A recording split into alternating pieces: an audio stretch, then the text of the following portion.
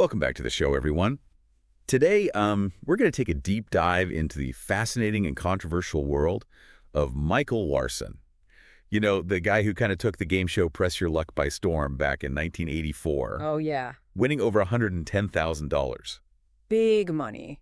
Now, that might not sound like much in today's world, No. but back then it was a fortune. Absolutely a fortune. So we've got Wikipedia articles of the Press Your Luck scandal and about Michael Larson himself, and even the film about him, The Luckiest Man in America. Right. Plus, we've dug up some interesting articles from Celebrity Net Worth, Damn Interesting, Inside Edition, Ultimate Classic Rock, and No Free Lunch. Wow. And to top it all off, we even have some insights from the Press Your Luck fandom wiki. Really? There's a whole fandom for this. The guy's story is so wild, it's got its own fan base. They can see why. So it really raises that age-old question. Was he a mastermind who outsmarted the system? Or was he a cunning cheat who just gamed his way to a fortune? Just the question, isn't it? That's what we're here to figure out. So first, let's paint a picture of Michael Larson. Okay. We're talking about an unemployed ice cream truck driver from Lebanon, Ohio. Okay.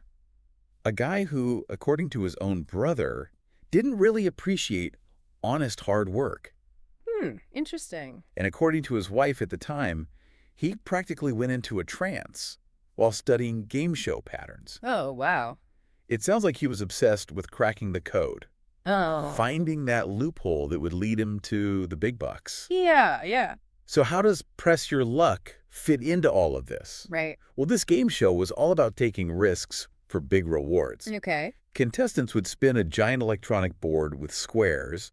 They could either give them cash and prizes or land them on the dreaded whammy, which would wipe out all their winnings. Oh, the whammy. The whammy. Yeah. This mischievous cartoon character that would basically laugh in your face as he took all your money. Yeah. Talk about adding insult to injury. Oh, absolutely. But that's what made the show so compelling to watch, that element of risk. The possibility of winning big or losing it all in a heartbeat. Totally. Yeah.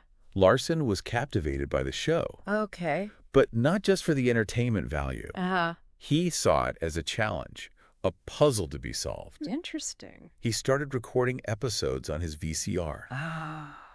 and meticulously analyzing the game board's movements. Wow. He'd spend hours watching the footage, pausing and rewinding, trying to find some kind of pattern, Yes. some predictability in the chaos. It does seem very random. And what's remarkable is that he actually found it. He did. He discovered that the board's light sequences, which everyone assumed were random, Right. actually followed a specific pattern. Oh, wow. He even identified 2 squares that never landed on the whammy, No way. like he was a code breaker, Right. deciphering a secret message hidden in plain sight. That's amazing. And when he finally cracked it, Yeah. according to his wife, he was like a kid at Christmas. Wow. He knew he had something special, a strategy that could potentially make him a fortune. And he wasted no time putting his plan into action. Oh, really? He bought a one-way ticket to Los Angeles, Okay. the home of Press Your Luck, Right. determined to test his theory on the real stage. Wow. That one-way ticket speaks volumes about his confidence, would you say? Absolutely. He wasn't just hoping to win. Yeah. He was expecting to. Wow. Now, his appearance on the show started off a little shaky. Oh, The trivia rounds weren't really his forte, okay. and he only earned a few spins to start. But then he got to the big board.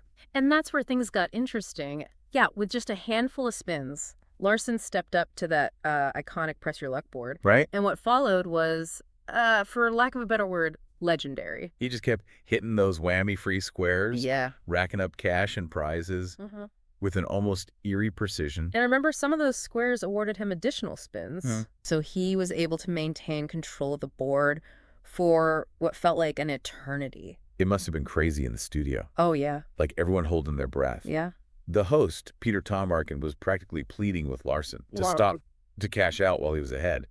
But Larson was in the zone, completely focused on his strategy. He had cracked the code, Yeah. and he wasn't going to let anything distract him. Even the CBS executives watching from the control booth were reportedly freaking out. I bet they were. Here was this seemingly ordinary guy systematically dismantling their game, Right. exposing a flaw that no one had ever noticed before. Wow. Larson went on an unprecedented winning streak, hitting 40 consecutive spins without a single whammy. That's insane. He ended up winning over $110,000. which was an absolute record at the time. A record. Wow. And that's where the real debate begins. Yeah. Was Michael Larson a brilliant strategist who simply outmaneuvered the system? Mm-hmm. Or was he a cunning manipulator who crossed the line? That's a good question. Let's start with the argument that he was a cheat. Okay. You can't ignore his history of get-rich-quick schemes Right. and his aversion to traditional work. Uh-huh. It paints a picture of someone who's always looking for an easy way out, Yeah. a shortcut to success. Okay, I see that. And his meticulous preparation for press your luck, Yeah. spending months studying the game, analyzing the patterns, it all feels very calculated, Yeah. very deliberate. Right. He wasn't just playing for fun. No. He was exploiting a loophole for personal gain. Okay. Plus, there's his demeanor during the game. Yeah. He had this almost smug confidence, Right. like a knowing smirk Mm-hmm. that seemed to say, I've got you all figured out. Yeah. Yeah, I can see that. It's easy to see why some people would view that as arrogance, even a sign of guilt. Interesting. But let's flip the script for a moment Okay. and consider the argument that Larson was a genius. I mean, his dedication to understanding the game's mechanics was remarkable. Yeah. He was able to recognize and memorize these incredibly complex patterns. It's true. Which is no small feat. No, it's not. And then to execute his strategy under the pressure of a live television taping Oh, yeah. with millions of people watching, Mm-hmm. that takes incredible focus and mental agility. For sure. Not to mention the fact that he didn't technically break any rules. That's true. There was nothing in the Press Your Luck rule book Right. that said you couldn't study the board patterns. Right. So, in a way, you could argue that Larson's win was a testament to his intelligence and his ability to see what others couldn't. Uh-huh. He found a way to win within the parameters of the game, Right. even if it wasn't the way the producers intended. Yeah. So where's the line? Yeah. Where's the line between clever strategy and unfair manipulation? Right. Is it cheating if you're simply playing the game within its stated rules? Uh-huh. Even if you've found a way to tilt the odds in your favor. That's a tough one. That's a tough one. Yeah. And there's no easy answer. No. It ultimately comes down to personal ethics, I suppose. Absolutely. Different people will have different opinions on this. Right. But regardless of where you land on that spectrum, Yeah. you can't deny that Larson's Press Your Luck win was a pivotal moment in game show history. It really was. It exposed the vulnerabilities of a system that everyone had assumed was foolproof, Uh-huh. and it forced producers to rethink their approach to randomness and security. Right.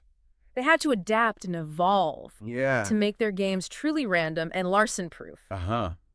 I love that. And that's actually one of the most interesting aspects of this whole story. Really? Larson's actions, whether you view them as ingenious or devious, Right. actually helped to improve the game show industry as a whole. How so? He became this unintentional catalyst for change, Uh-huh. forcing the industry to up its game. Yeah, literally. So to speak. Exactly. That's great. And that's something that often gets overlooked in the whole cheater versus genius debate. But unfortunately for Larson, his real life didn't quite mirror his game show success. Oh, really? What happened?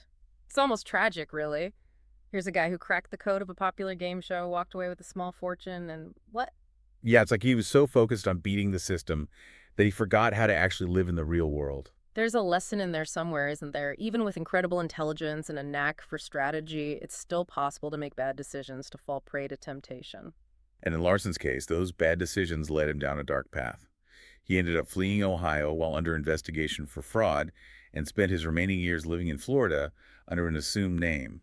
He died of throat cancer in 1999 at the age of 49. Wow, that's sad. A sad ending to a story that started with so much promise. But despite his downfall, Michael Larson's legacy endures. His Press Your Luck win continues to fascinate people, inspiring documentaries, articles, and even a feature film. There's something about his story that captures the imagination, right? This classic tale of an underdog who outsmarted the establishment, even if it was just a game show.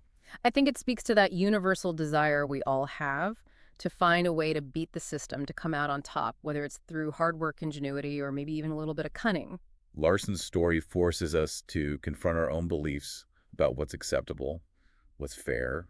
Is it okay to exploit a loophole if it means winning? Is bending the rules ever justified? Those are questions without easy answers, and ultimately each individual has to decide where they stand. But one thing is for certain.